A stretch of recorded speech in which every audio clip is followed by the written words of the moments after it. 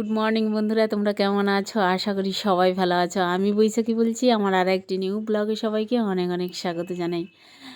সকাল এখন 7টা, এখন থেকে এই ব্লগটা শুরু করছি তোমাদের সাথে নিয়ে। আশা করি আমার ব্লগটা তোমাদের ভালো লাগবে। আজকে জানো তো, সকালবেলা ঘুম থেকে উঠতে অনেকটাই লেট করে ফেলেছি। প্রায় 7টা বেজে গেছিলো ঘুম থেকে উঠতে, বুঝলে।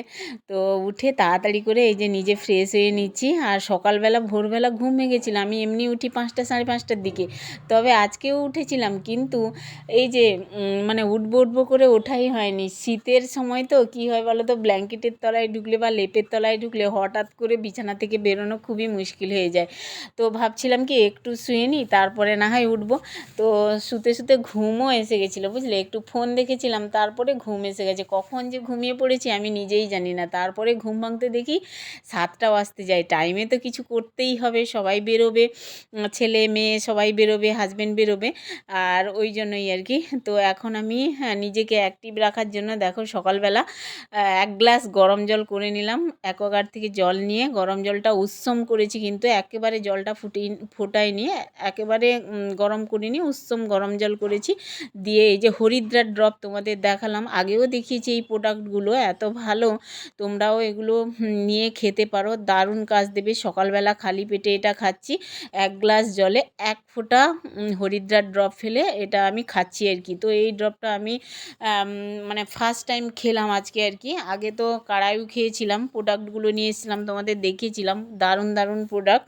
আর এই যে হরিদ্রা ড্রপ বা কারায়ু দারুণ উপকার করে শরীরের পক্ষে, সকালবেলা যদি খাওয়া যায়। আর কারায়ু তো খাই আমি, বিকেলবেলার দিকে খাই, বা খাবার দাবার জোর হয়ে গেলে, মানে বেশি ভারী হয়ে গেলে, হয়তো হজম হতে চাইছে না, একটুখানি গরম জল করে কারায়ু যদি খাওয়া যায় না, খুবই ভালো শরীরের পক্ষে। তো যাই হোক বন্ধুরা, এখন আমি চলে এসেছি রেগুলার জামা কাপড় কেচে নিয়ে, একদম উপর ছাদে চলে এসেছি। আজকে ওয়েদার মোটামুটি ভালো, কিন্তু শীতের বেলা তো সময় তাড়াতাড়ি চলে যায়, আর রোদও তাড়াতাড়ি চলে যায় আর কি। আর সকাল সকাল এগুলো যদি কেচে দিই না, তো দুপুরের মধ্যে শুকিয়ে যায়, আর নিয়ে চলে যাই দুপুরের মধ্যে, নিয়ে যেতে পারবো আর কি শুকিয়ে গেলে। কিন্তু বিকেলবেলা যখন আমি বিছানার তলা থেকে উঠবো, ইচ্ছেও করে না, খাওয়া দাওয়ার পরে একটু রেস্ট নিতেই হয়। যখনই ব্ল্যাঙ্কেটের তলায় ঢুকে যাই বা লেপের তলায় শুয়ে যাই না, তখনই আর উঠতে ইচ্ছে করে না আর কি। ভাবি কি হ্যাঁ যাবো, আসবো ছাদে বলেই এই সন্ধে হয়ে যায়, বুঝলে। ওই জন্যই সকাল সকাল একটু অনেক কটা জামা কাপড় পরছিল, ওই কেচে ধুয়ে একবারে উপর ছাদে মিলে দিচ্ছি আর কি। তো আমাদের তো টাইম কলের সঙ্গে কাজকর্ম করতে হয়, টাইম কল যতক্ষণ থাকে তখনই কাজ চলে। তো ভাবছিলাম কি সকাল সকাল একটু কেচে দিই, 9টার সময় তো জল চলে যাবে, তার আগে যদি কাঁচা ধোয়া করে নিই তাহলে অনেকটাই সুবিধে হবে। এই যে দেখতেই পাচ্ছ, আজকে ওয়েদারটা কিন্তু মোটামুটি রোদও বেরিয়েছে, হাওয়াও দিচ্ছে, হাওয়াতে কিন্তু শুকিয়েই যাবে। আর আমাদের গাছের ফুলগুলো দেখতেই পাচ্ছ বন্ধুরা, গ্রামের বাড়িতে তো চলে গেছিলাম, ছেলে মেয়ে গাছে মানে জল দিচ্ছিল, ফুলগুলো ফুটেছে, লিলি ফুল, অপরাজিতা ফুল। আর এই গাছটা দেখো খুব সুন্দর কিন্তু হয়েছে, ছেলে মেয়ে বাড়িতে ছিল বলে একটু জল দিতে পেরেছে গাছগুলোতে, নাহলে শুকিয়ে যেত।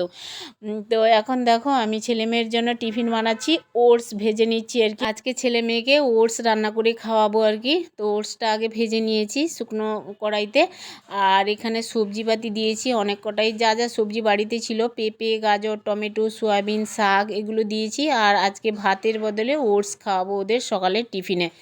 তো এটা ঢাকনা দিয়ে দিলাম, ওটসটা দিয়ে একটু সেদ্ধ হবে, ওটসটা সবজি সেদ্ধ হয়ে গেছে।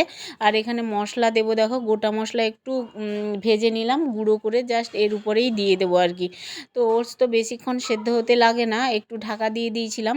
আর এখন আমি এই যে ওটসের তরকারিটা একটু নেড়ে চেড়ে একটা পাত্রে ঢেলে নেব। আমার ছেলে কিন্তু বেরিয়ে পড়েছে, আমার ছেলের না এক্সাম শুরু হয়ে গেছে, বুঝলে, অ্যানুয়াল এক্সাম হচ্ছে। ও সকালবেলা টিউশন থাকতো, তো টিউশন এখন বন্ধ, আর যেহেতু অ্যানুয়াল পরীক্ষা শুরু, ওই জন্যই আর কি।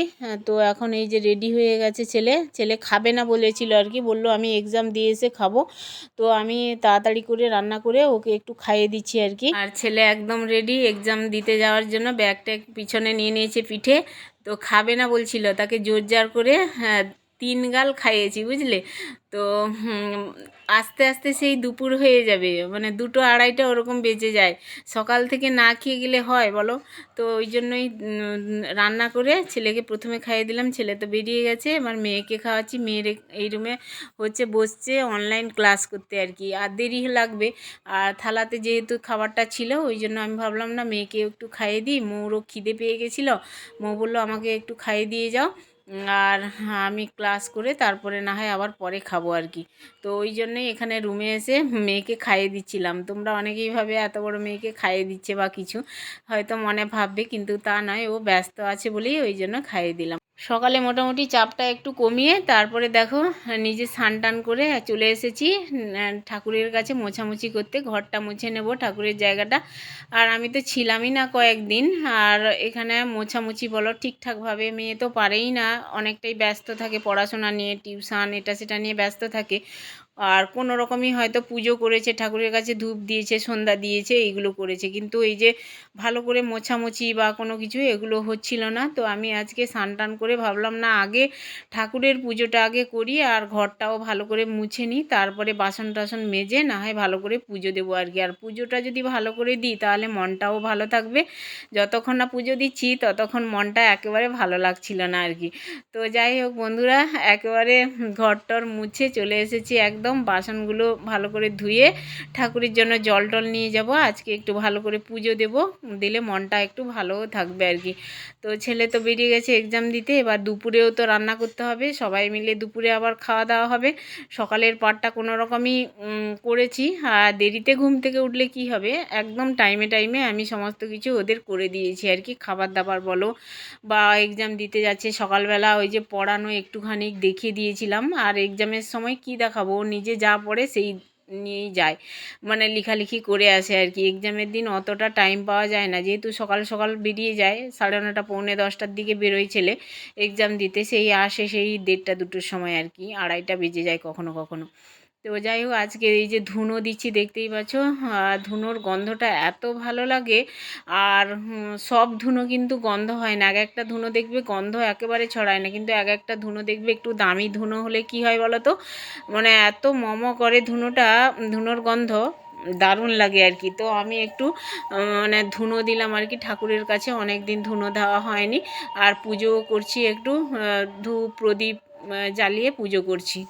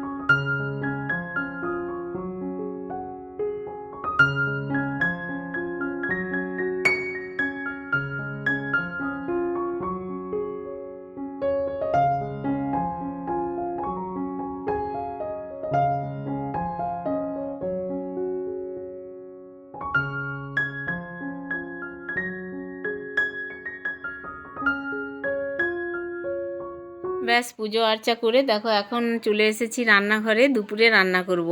তো এই যে মাছগুলো দেখতে পাচ্ছ, এগুলো হচ্ছে পমফ্রেট মাছ। তো বাপের বাড়ি গেছিলাম, পরের দিন তো চলে এসেছিলাম কলকাতায় বাড়িতে। আর এই যে পমফ্রেট মাছ দেখতেই পাচ্ছ, আমার মা দিয়েছিল প্যাকিং করে কৌটোতে ভরে। যেহেতু আমার ছেলে মেয়েও যায়নি আর আমরাও থাকিনি আর কি বাবার বাড়িতে, তো চলে এসেছিলাম দেখে মা এই মাছগুলো দিয়েছিল। এখন এই পমফ্রেট মাছ আমি রান্না করব আর কি, পমফ্রেট মাছের ঝাল করব। তো পমফ্রেট মাছের দেখো হলুদ আর লবণ মাখিয়ে নিলাম, কিছুক্ষণ মাখিয়ে রাখবো, তারপরে গিয়ে রান্না করব আর কি। পমফ্রেট মাছ আমরা সচরাচর খাই না, এগুলো দামি মাছ, তো আমার বোন নিয়ে এসেছিলো বাপের বাড়িতে, ঠিক আছে। তো এখন রান্না করব। এই যে কড়াই বসিয়ে দিয়েছি, কড়াইয়ের অবস্থা দেখেছো বন্ধুরা, মানে আমার ছেলে মেয়ে বাড়িতে ছিল, তো মেয়ে রান্না করেছিল, কড়াইটা অতটা জোর দিয়ে ওরা মাজতে পারে না এখন, মানে সদ্য সদ্য রান্না শিখেছে তো, আর এই সব বাসনপত্র অতটা মাজামাজি করতে পারে না জোর জার দিয়ে। তো যাই হোক, আমি এখন বর্তমান রান্না করে নেব, তারপরে গিয়ে কড়াই টড়াই ভালো করে সুন্দর করে মেজে নেব। আর এই যে দেখতেই পাচ্ছ ভাত একবারে বসিয়ে দিয়েছি, রাতেরও ভাত হয়ে যাবে এখানে। আর আমার হাজব্যান্ড একটু দেরি করেই বেরোবে আজকে আর কি, তো বললো আমি আজকে একটু দেরি করেই যাব, এই জন্য রান্না করার আগে একটু মাছ ভাজা দিয়ে দিলাম ওকে আর কি খেতে আর কি। ও বসে ওই মাছ ভাজা দিয়ে ভাত খাবে, আর আমি রান্নাটা সেরে নেব। পমফ্রেট মাছের রান্না একদম সিম্পলভাবে রান্না করব আর কি। ফোড়নে দিয়েছি গোটা জিরে আর টমেটো, পেঁয়াজকলি, কাঁচা লঙ্কা কুচি এগুলো দিয়েছি আর কি। আর লঙ্কার গুঁড়ো, হলুদের গুঁড়ো, জিরের গুঁড়ো দিয়েই, ধনে গুঁড়ো দিয়েই আমি আজকে পমফ্রেট মাছটা রান্না করব। তো সিম্পলভাবে রান্না করব তাড়াতাড়ি করে।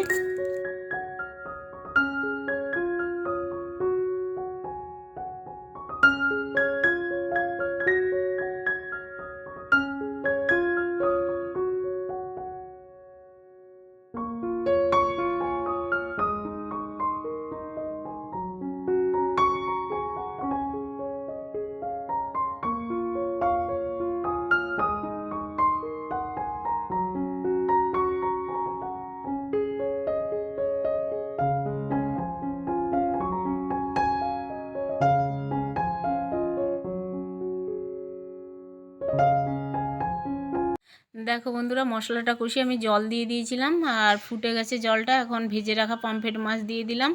তো আর একটু ফুটিয়ে নেব, হয়ে যাবে। আর পমফ্রেট মাছের ঝাল আর একটা রান্না করব, কি বলো তো, তোমাদের একটু দেখাই, তোমরা অনেকেই চিনবে, অনেকেই খেয়েছো, যারা খাওনি বা চেনো না তাদের উদ্দেশ্যে বলি। এগুলো হচ্ছে তোমার টক ভেন্ডি বলি আমরা আর কি, গ্রামের দিকে এগুলো টক ভেন্ডিই বলে।